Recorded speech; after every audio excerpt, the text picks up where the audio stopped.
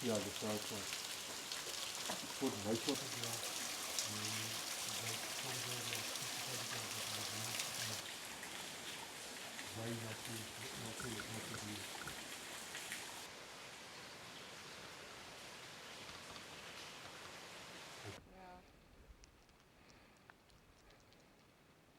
The number one threat in the Garden National Park for biodiversity at this point is alien species, alien plant species. We have a diversity of species, about 200 alien species, but only about 10 or 15 to 20 maybe are transformer species that really can change your area. None of these exit areas has ever been assessed. Now when I asked him, and on that specific time you think there's really last.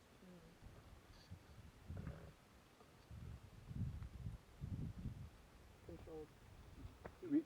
We had a thing yesterday that I've spoken to Lee. All our alien species in fynbos are fire adapted. You have pines and one species of archaea that's quite bad in this area. They keep their seeds stored in the canopy of the plant itself and then only releases it after fire in huge amounts.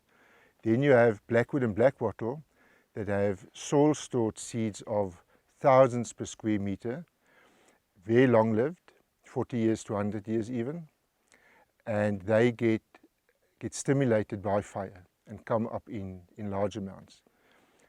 We have blackwood that are all around us here that easily coppers after fire, meaning the plant burn, but there will be shoots coming out from the stem or from the roots, which is particularly bad because there are in the end more of those species. But fire also affords one the opportunity to be able to walk into the area because there are less indigenous vegetation immediately behind it. Your alien plants grow faster than indigenous, so you see them in the first 2 or 3 years. And like many other species, they take about 2 to 6 years, 2 to 3 years for the acacias and about 5 to 6 years for pines before they set seed. So you have that window of opportunity where you have to kill them before they make seed. If you can do that, then you gained a lot from having the fire.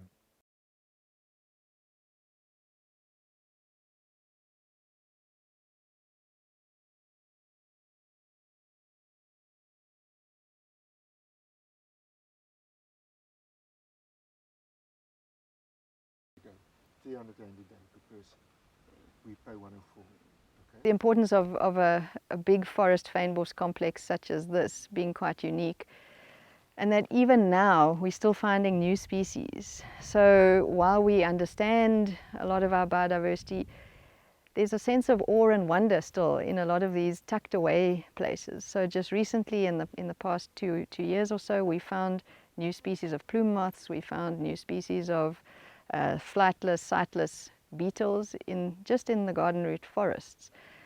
And at the same time, there's species of plants that seem to disappear for long periods of time and, you know, are considered extinct, and then after extreme events they actually resurface. And that's really the wonder of some of these natural systems, is that they bounce back, they change. We actually cannot always predict what they're going to do and what we're going to find. People will say exactly the same thing there. Nitrogen fixing, pioneer, short-lived, habituated. To human well-being, and that is what is key is to ensure that there are follow-up control measures that are put in place so that if there had been a fire, then you actually control the regrowth of invasive alien species after the fire. However, when large expanses of land, like for instance the 86,000 hectares that have burned in the garden route burn, it becomes really quite a mission to be able to ensure that invasive alien species that occur, or that were banned in that area, are actually managed effectively, through follow-up, control. But I think such efforts needs to be like encouraged, and resources need to be invested to ensure that follow-up basically ensures that there is no major recolonization of those areas by invasive alien species.